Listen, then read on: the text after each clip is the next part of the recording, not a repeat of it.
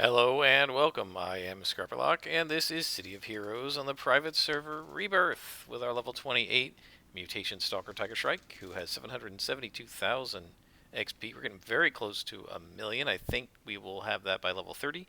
We have over 11.7 million influence, and we're all set for influence for the rest of this character's life, so we can buy whatever enhancements we want. I'm in the shop here because I just did some selling. And we've got to figure out what contact we're going to work on next. And I think since we already have her phone number, we'll start with Lori Pennington. Before we do that, we got a couple of badges, Devoted and Steadfast. I think these are just sort of veteran reward badges. Mastery of taking down bad guys. I don't know what happened with that because they came in while logged off. So I'm not sure exactly what that came from. We look at our personal info. These are the veteran reward badges. So I guess I want to say this has something to do with how long you've been logged in, but I thought those came every 3 months, and we certainly haven't had this many months of account. I've only been playing this on this server for maybe a month, so I don't know. So if anybody wants to tell me in the comments exactly what those came from, feel free. In the meantime, we'll go back to our contact, Lori Pennington, and we'll call her up and see what missions she has available to us. So we have two options. The first one is to go to Independent Port and beat the crap out of the Council, or the Council has been developing improved super soldiers as part of their Corleones project. I've had some contacts of mine keeping an eye on their project, and I have a breakthrough that needs investigating, and we can capture him, or we could go to Croatoa and do those storylines, which I haven't done before. But I think we're going to stick with Council, and we may do Croatoa when we're level 29. I think it'll still be available to us. I want to see if we can get Lori Pennington's story arc, because I don't remember if we did her story arcs with the Scrapper. So we're going to go to Independence Port. We are in Talos Island. So I'm going to pause this here, and when we come back to Independence Port, and at the mission door, I will bring you back. Okay, we are back, and we are inside this fifth column, no, council base. We need to defeat the Archon and his guards. One thing I wanted to actually talk about, this is something that I don't know if I've discussed at all in previous episodes, but I want to talk about sort of my way of doing missions, because the way I do them may seem a little odd to people. I don't actually do them the way most people do them in-game. Oh, I did not mean to hit hasten. Sorry about that, guys. Too busy talking. I meant to hit super speed. So, at least during live, and certainly when I was not recording and never even thinking about recording, right, because you would not have been recording like this in 2004 when you were playing on dial-up and your computer had 128 megs of RAM, and maybe 256 meg, or 256 megs of RAM and a 128 meg graphics card or something like that. But one of the things that people used to mostly do, and I did it too, is for the sake of efficiency, you would grab missions from 3 contacts at a time. The reason it was 3 is because that was the max. You could not have more than 3 missions at once. You couldn't have more than 1 story arc at once.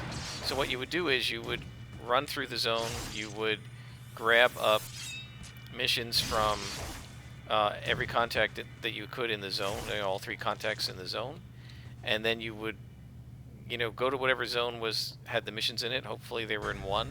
Sometimes they were in 2. And then you would do all the missions and then go back to your contacts or call your contacts back. Right, and so you would sort of do a whole bunch at once until you finally got into a story arc, and then you would just do the story arc. And now with multiple story arcs possible, and I think you can have 3 story arcs at once and 7 missions at once. So the question you might be asking is, why don't I just go to every contact, get every single mission? And the reason I don't is I feel like for watching it, it makes more sense to do a storyline, right? 1 story at a time, and follow 1 story at a time. Right, so if I was playing this without recording it, without talking, without the expectation that someone or several someones might be watching it, I would probably be doing that too. Just grab a whole bunch of missions and multiple story arcs at the same time. I've seen several of most of them more than once, and I could just do part one of this story arc and part two of that story arc, and that would be much more efficient in terms of traveling from zone to zone and that sort of thing. But the reason I don't do it is because I think it would make for very confusing watching. Right? This episode we're doing this story arc. Next episode, oh, we're not doing the story arc from last episode. We're on a different one now. I think that would be very confusing. So that's why I try to just do one story arc, one contact at a time, finish that contact, and then go on to the next one. I feel like it just makes it easier to watch. And you can see that this is going to be a very short mission because we already have the last two guys showing up on the map. So there's no real story to this mission because this is just one of these. You're doing this to get favor with the contact. I think that I can assassinate this guy without angering the boss. And now we can go back into hide and we can re-assassinate, and we can even use placate on him.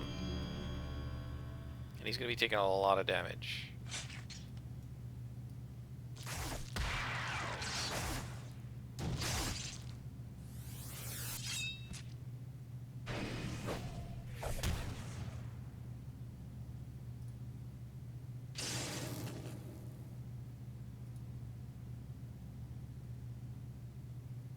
Come on.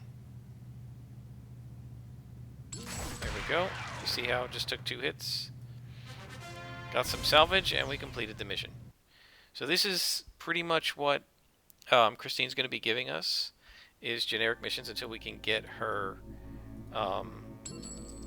story arc. Oh, maybe we're on it. After his defeat, the Archon told us that he's a man of science, and these sorts of confrontation don't suit him. He'll tell us what we want to know. There's a facility code named Hercules, where most of the work is being done. It's located in Boomtown. Alright, so I'm going to pause this. I'll head to Boomtown and bring you back when we're there. And we're back, guys. And we are here in this lab. And we have 3 pieces of unrecovered research to recover. So we'll start with the mech man. Try to get rid of him. 1 shot, perfect. Those guys have quite a bit of lethal resistance, but not enough to resist a built-up assassin strike.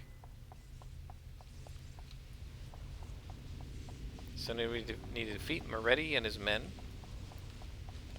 So the council are Italian fascists, modeled after the fascisti from World War II. And they originally replaced the 5th column, who are basically Nazis, right? And this happened, I don't know, a year or 2 after launch. Maybe it wasn't quite a year. Several issues after launch, the council came in and replaced the 5th column. The original accusation by the players was that this was done to appease Germany. That it's illegal in Germany to have any references to Nazis, and they were getting ready to launch in Europe, and the accusation was, you guys are just changing this because you want to launch in Europe. The claim was, no, that wasn't the case. Who knows what they really were doing. So now this guy is an extra. He fell down from upstairs. That's why there were only 2 upstairs, and there were 4 down here, and then there were several guys over there. So this is going to take some finessing. Let's start over here. We're probably fine. We have instant healing and all this other stuff to heal ourselves with if we start getting into trouble. We actually have an extra green pill that we don't need, which I will try to remember to use first.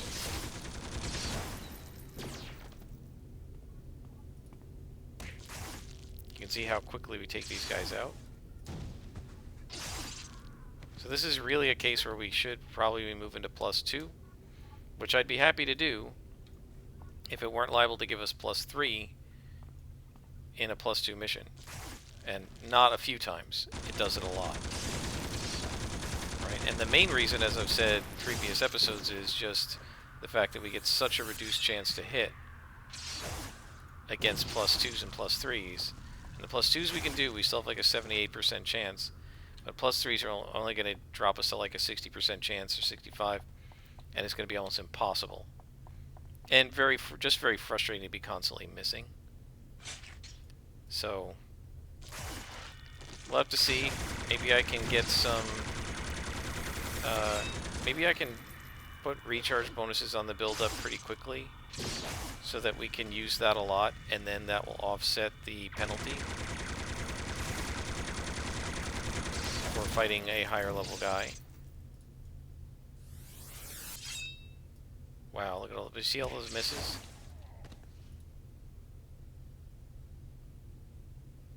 So he had an 88% chance to hit against plus 1s. And that will drop to like 79 against plus 2s. And that's probably fine. But dropping to like 68 against plus 3s is going to make it really rough. And we know from having dealt with these missions before that we're going to get a lot of plus 3s in a plus 2 mission, right? Because they make, a lot of times they're this, I don't know, something like, sometimes as much as 60% of the spawns in a mission can be plus 1 to the level of the mission, right? So this mission is a level 29 mission, right? But if I set it to level plus 2, it'll be a level 30 mission, and then we could face 31s at level 28, and that would be pretty darn rough. So here's a vault safe, like a safe in the wall, and I guess I'm able to open the combination. Get a clue. The clue says cybernetics, so these are cybernetics for the Hercules program.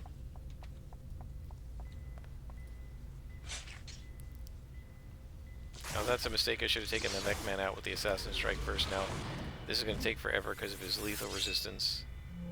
Especially if we don't hit. Who's shooting me from the back? Oh, there's somebody above who saw me, I think. Maybe not. I thought somebody was shooting me from behind.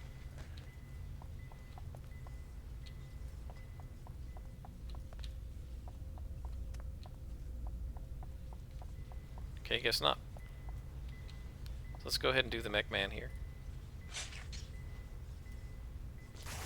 So you can't even one-shot him without, if you don't have build-up, because of the resistance. But we can now placate this guy. Build up. And assassin strike. Oh, come on. That stinks.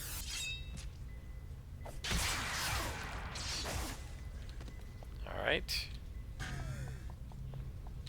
Is there anyone else in here? Let's look upstairs. There's usually nobody up on this level. Makes you wonder why they bothered to build it in the map if they didn't put any spawn points up there. My guess is the map builders and the spawn point makers are not the same person. Right? One person creates a map, then somebody else picks out where the spawns are going to be. I still say opening doors should reveal you. Because how can these guys not see the door opening? Right?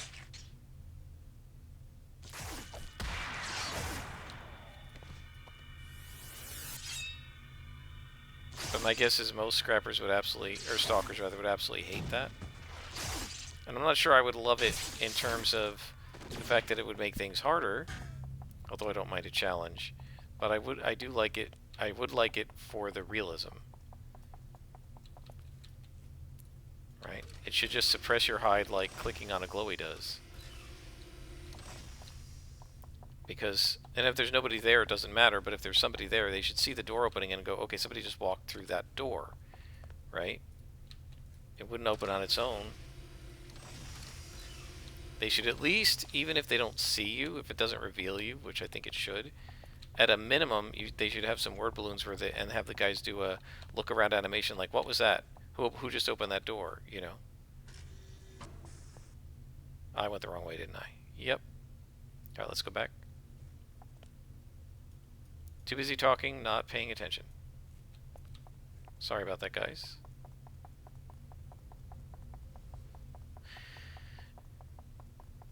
Okay, so the elevator is down here.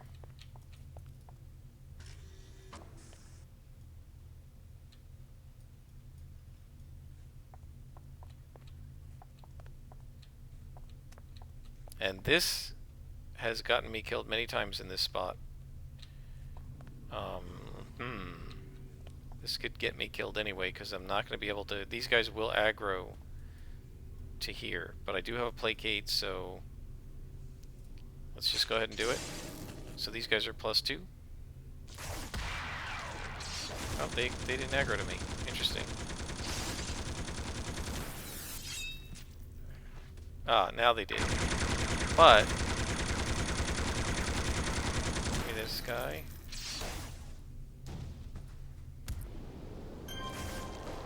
Placate.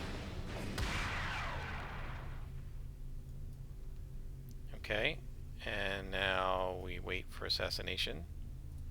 And we assassinate.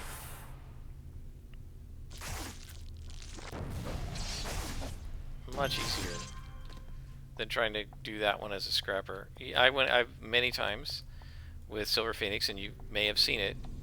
I actually went in here, into this room, just went right into this room, and blundered into a double spawn like that, and got my butt kicked. Once or twice I even died. But with a Stalker, you're not going to blunder into anything as long as you're hidden. And I do really like the fact that I don't have to watch... Oh. That I don't have to watch these guys respawning. Yeah, that was a mistake. I came up here before I was hidden. So that is one way as a Stalker that you can get screwed up. Right, you can end up blundering into things if, like I just did, you're not watching. Right, I walked up the stairs. Now, why did I do that? Because a lot of times that spawn is over here. So I walked right up the stairs without thinking about it. I was like, oh, the spawn's over here. Oops. Oh, he didn't see me. Yeah, he did. There's another glowy.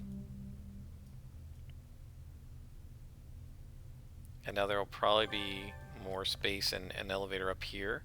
So the Corleonis genetic samples. So now we have samples of these guys. And there's... Spoiler alert, there's the last thing that we're looking for, but let's wander around here and see what else we've got. Because I don't know where Moretti is, and he very well might not be in the final room. I don't know where he is. And these guys are easy to take out, so we'll just go ahead. By the way, you can see from how much damage we do to the Red Con lieutenants why, when I was around this level with my Ninja Blade, Ninjutsu Stalker, I found a spot in City of Villains where I could just super jump. She had super jump. I could just super jump around from point to point, fighting orange and red lieutenants. It would just build up, assassinate, build up, assassinate, build up, assassinate.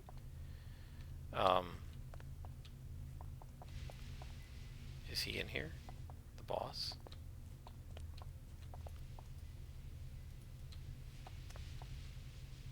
Just a lieutenant. I don't see the boss. This room's a bit of a pain. This is another one that was not in the original launch version of the game. They added this room along with some other parts of the map in like issue 2 or 3 or something.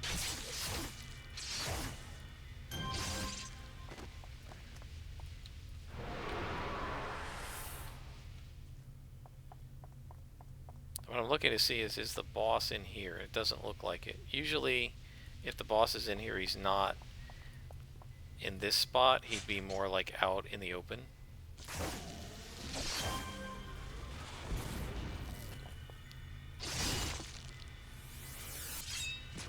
I remember there were some times when you had to destroy these things, these like giant things of lab equipment. And it's a pain in the neck. They have huge amounts of hit points. But that's clearly not necessary in this particular mission.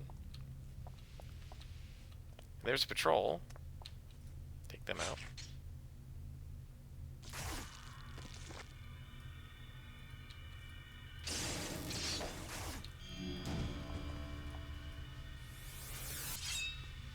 Miss.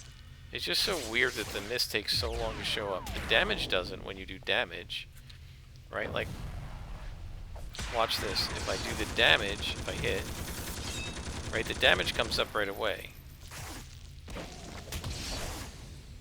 But the miss seems to take forever to show up. And I don't know why. It's weird.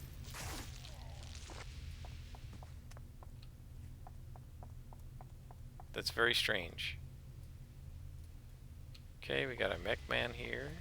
Let's assassinate.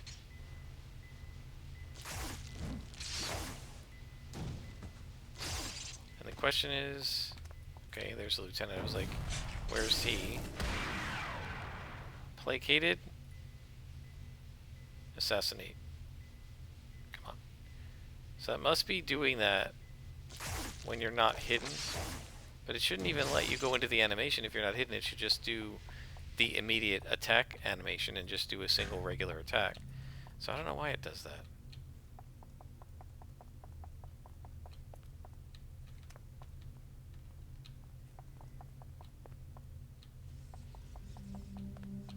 Well, here's the glowway we need to click on, but where's the bad guy? There he is. Okay, so that's Moretti. So we're going to want to beat up the guys over here first, so that they don't get involved in the fight with Moretti.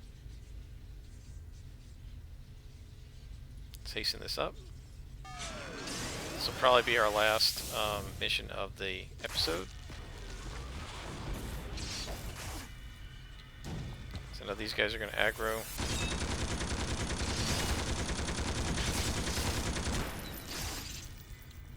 Go ahead and crit this guy. And then just regular attacks on this guy. Okay. So now we just gotta fight Moretti. We have our placate. So we're gonna come up behind him. You don't really have to be behind him, of course. Build up. Assassin Strike. So now I'm gonna go after this guy. Gonna placate Moretti. And now once we're hidden, which we should be soon. Come on. There we go. Assassin Strike number 2. Oh, come on. Why did it stop? See, now I was hidden, so I don't know why it's doing that. Yeah, I don't know why it did that. Where it just interrupted itself without being interrupted. He didn't move. So I don't know. But we are done. We have... Oh, we got an orange recipe. Let's see. What did it give us? Miracle. So this is actually a pretty good one, guys. It improves recovery. That's awesome. Improves maximum health. This is down at the bottom of set bonuses. That's awesome for us. Improves healing. All of our healing powers by 5%. Increases our area effect defense. And gives us sonic defense. But the biggest thing is improving all of our healing by 5%. So if we have this set on, and this does healing, absorb, endurance, recharge. So 17% of each of those. If we keep this, what is this, 28? It's still a little low, but if we get a set of miracles that we can put on, let's say, reconstruction, dull pain, instant healing, and we do 3 of those, that'll be a 15% increase in all of our healing powers. So that kind of thing might be worth doing as we get into the high levels, like in the 40s. It's probably not worth doing right now, and it's probably not worth doing it for a level 28 enhancer. Like the level 40s of the same thing would be, instead of 17%, 70%, 17% would be like 21, 21, 21. So that would be really worth it. But in any case, we're going to stop here. I think we've done enough for this morning. So it's a bit of a short episode, but I actually should be working today. So we'll stop here, and I will give you another episode in the near future. Until then, I am Scrablock, and this has been City of Heroes Rebirth.